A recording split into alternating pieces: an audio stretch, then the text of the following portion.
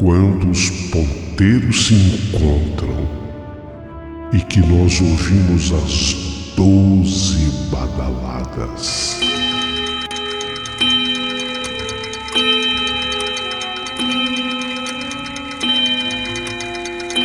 A hora que se anuncia é meia-noite. Uma hora em que tudo pode acontecer, inclusive nada. Mas hoje, muitos acontecimentos. Vamos à história de hoje.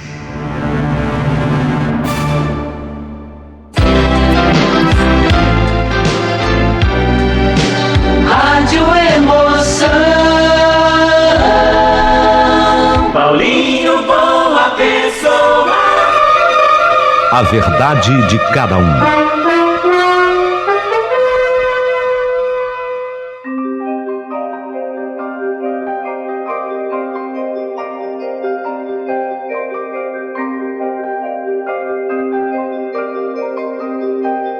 Meu querido amigo Paulinho Boa Pessoa, eu do alto dos meus 87 anos, quero hoje lhe contar nos detalhes essa história da meia-noite. Meu nome é Antônio e eu quero fazer uma pergunta assim de cara para o teu ouvinte que está nos acompanhando nesse canal. Ouvinte amado, você sabe o que é um cornimboque? Difícil? Vou fazer a pergunta de novo.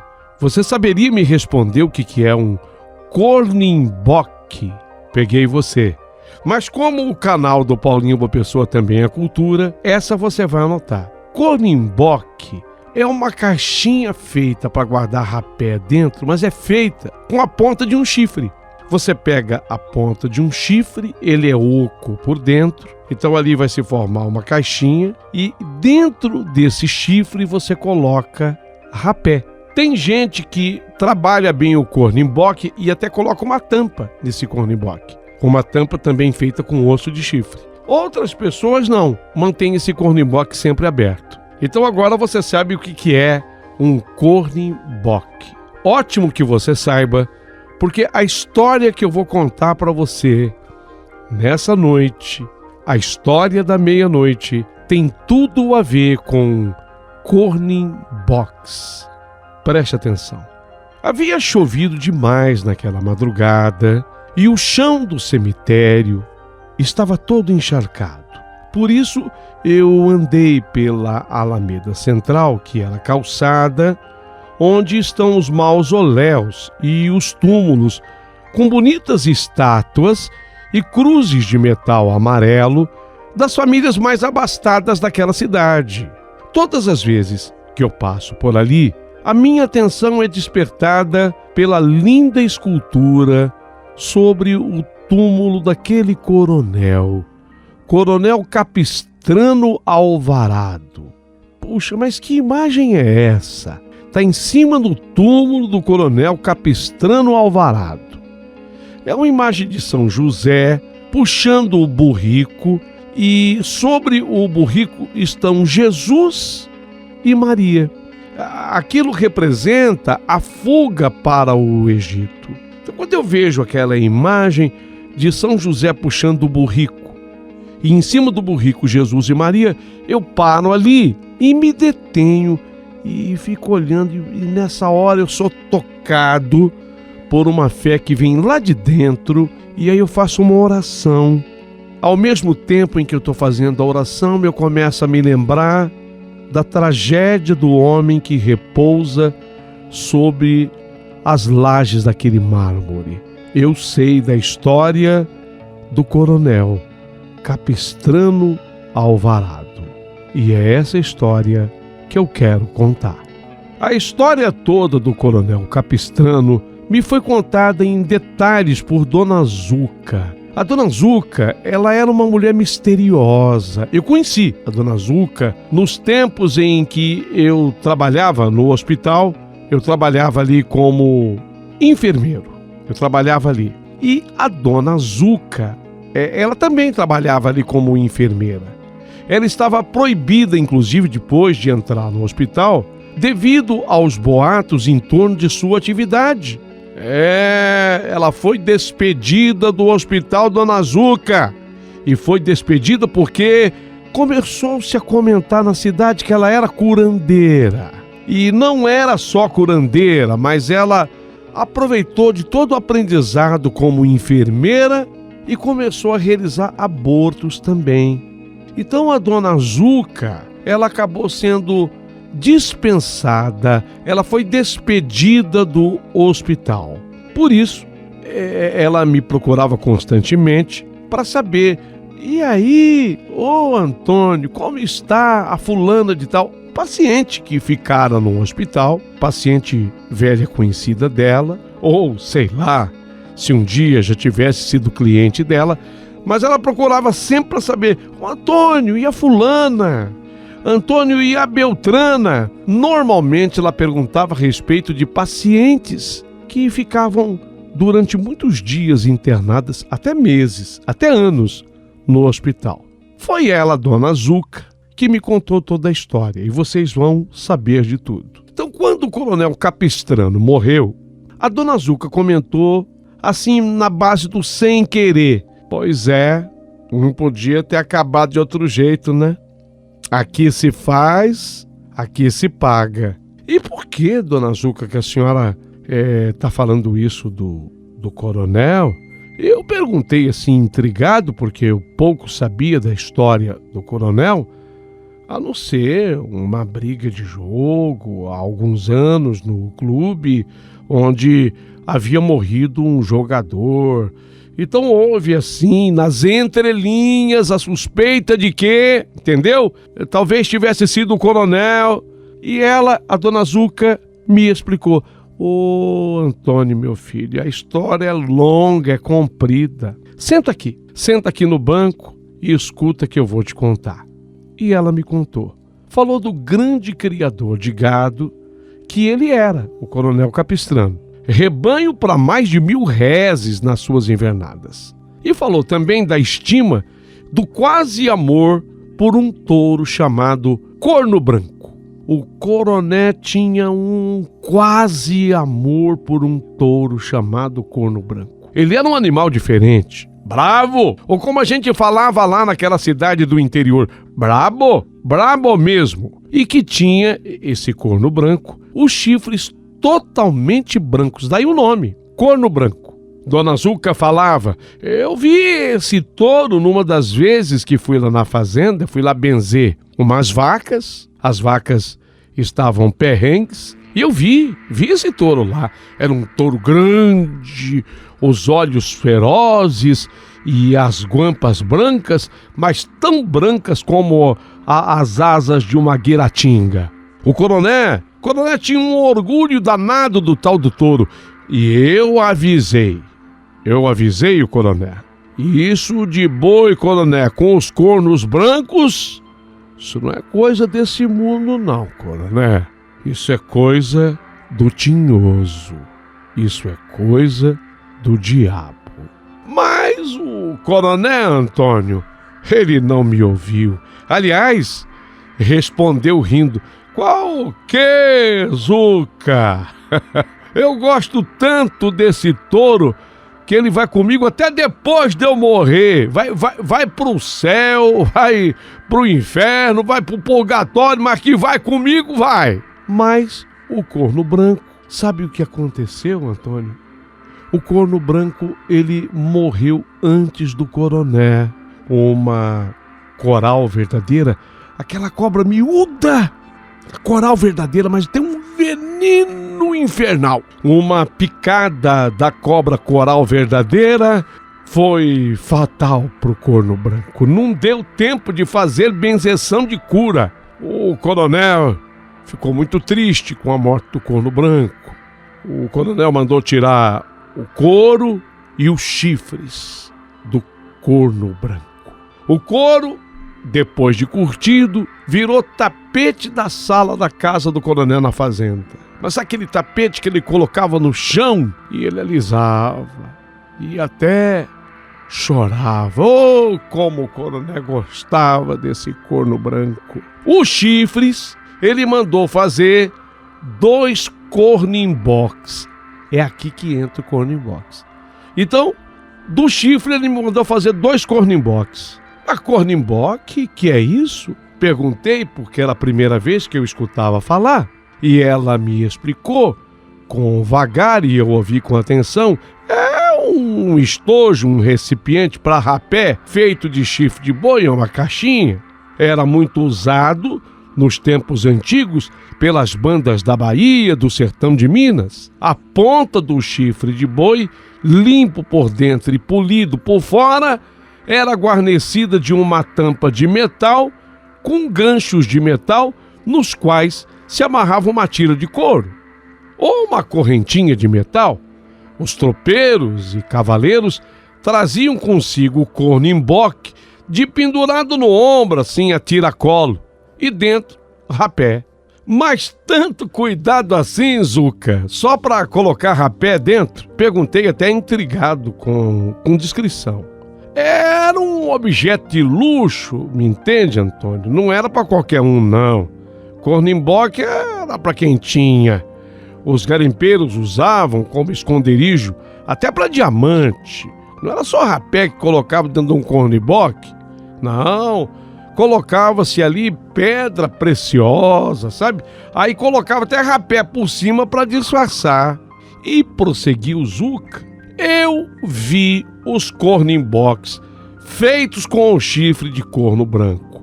O coronel trazia os 2, de pendurados nos ombros, as correntinhas cruzando, se sobre o peito e os cornim-box enfiados, um em cada cintura. O coronel vivia mostrando aqueles cornim-box para todo mundo. Além das tampa de prata ele mandou colocar. Ele mandou incrustar também topázios e turquesas. Nossa! Os cornim-box eram lindos, lindos, lindos, lindos e muito valiosos, mas feitos com o chifre de corno branco. E foi, sabe, aqueles cornim-box, eles foram a desgraça do coronel. É mesmo, dona Zuca? A história prometia ser cumprida, mas eu muito curioso, e dona Zuca continuou. O coronel, ele gostava do carteado, ele jogava no clube toda sexta-feira e todo sábado.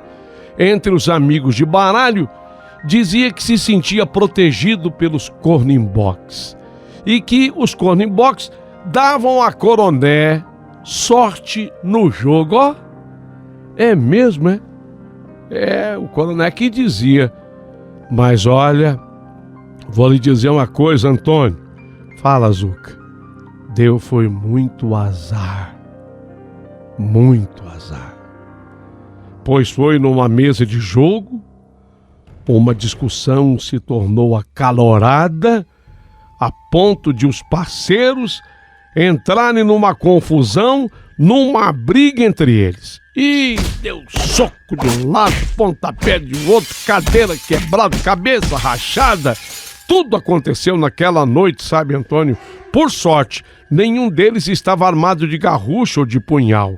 Mas, no entreveiro, o coronel, ele sacou um cornim-bock e ele enfiou a ponta afiada do cornim-bock no peito de Lucas Sete Paus. Como se o cornim-bock fosse um punhal, tá me entendendo? Tô sim, Zuca. Que é isso? E aí? Ninguém teve coragem de tirar o cornim-bock do peito de Sete Paus. Ele sangrou, pois Sete Paus, Lucas Sete Paus, sangrou ali até morrer. Meu Deus do céu, Zuca.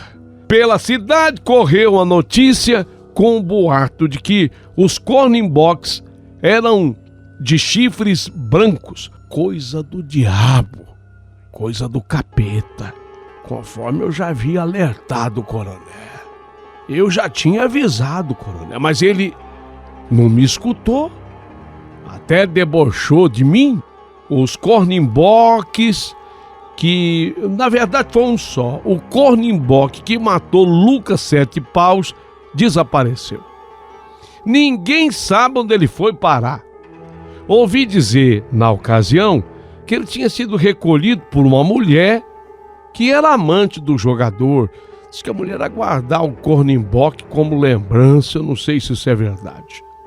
O Coroné, devido prestígio, dinheiro que sempre teve, o Coroné conseguiu se safar da cadeia. Não chegou nem a ser julgado o Coroné, mas ficou abalado com o acontecimento.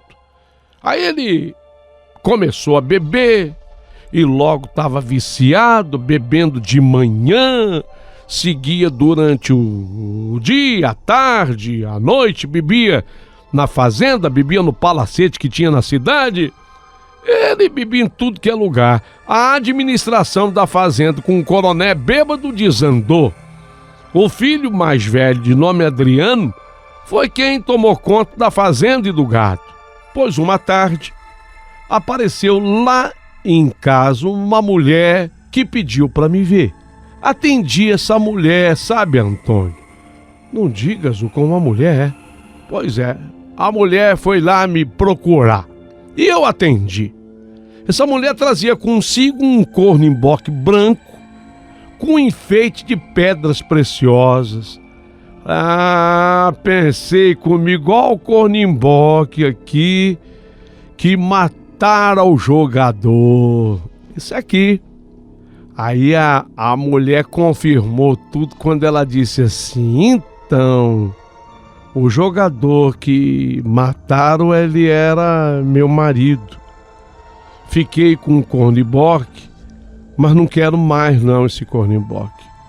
Eu queria, na verdade, dona Zuca, devolver o Cornimboque pro coronel. Mas o que? Eu perguntei para a mulher, seu Antônio. E a mulher me disse: mas eu desejo que o meu marido seja vingado. Nossa, ela queria vingança, dona Zuca? Dona Zuca, neste instante, parou de repente a narrativa. Antônio, que foi, dona Zuca? Tá ficando tarde, eu tenho que ir. Mas a senhora não acabou a história. Antônio, depois eu lhe conto o restante da história. Mas, dona Zuca, a senhora tem que me contar o resto da história, que eu tô muito curioso para saber o restante. Não, Antônio, tem que ir embora. Agora tem que ir embora. Tchau, Antônio. Tchau. Mas, dona Zuca, tchau, Antônio. Tchau. A verdade foi que a dona Zuca nunca me contou o restante dessa história. E eu fiquei pensando se a mulher que procurou por ela queria algum serviço, entre aspas, ou aconselhamento. Tenho certeza que dona Zuca jamais faria um trabalho para matar alguém, mas sei sim o resultado da presença da mulher na cidade. Quem me contou foi a empregada da casa sede da fazenda do coronel. E contou durante, inclusive, o velório. Disse-me a empregada do coronel: então, Antônio, foi ontem de manhã quando eu acordei. Eu passei pela sala e eu vi o coronel deitado. Já era costume ele dormir derreado no sofá ou sentado de mau jeito nas poltronas, desde que ele começou a beber do jeito que começou. Acordava zangado, nervoso e sempre pedia um café forte para poder despertar. Ontem, pelas 9 horas, quando chegou o Adriano, o filho, vindo do curral, eu falei para ele: ô Adriano, o coronel não levantou ainda, tá na sala dormindo. Vê se você acorda ele e traz ele para tomar o café, que eu já fiz o café forte dele.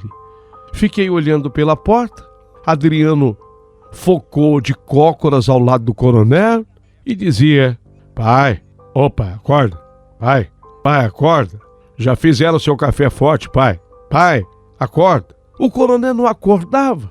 Foi quando Adriano viu alguma coisa caída no chão, que ele passou a mão no chão, por debaixo do coronel.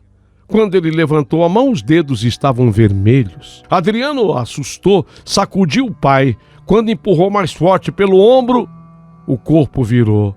E no peito do coronel, estava cravado o Cornimboque branco enfeitado com pedras preciosas. Foi cravado no coração do coronel. Você acredita, Antônio? E respondi para a mulher que eu acreditava sim.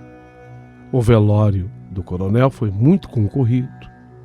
A sala onde estava o corpo ficou cheia de gente, desde que o corpo chegou até a hora do enterro no dia seguinte. Dezenas de coroas foram encomendadas. Coronel era um homem importante e muito conhecido. É claro que havia muita gente curiosa devido ao modo estranho com que o coronel tinha morrido. Vendo o seu túmulo, não consigo atinar que significado possa ter a escultura da Sagrada Família fugindo para o Egito e o coronel com os seus cornimbocks. Mas fica sempre a certeza de uma coisa: quem com ferro fere, com ferro será ferido. Foi Jesus que disse isso a Pedro. Foi Jesus que disse isso a Pedro.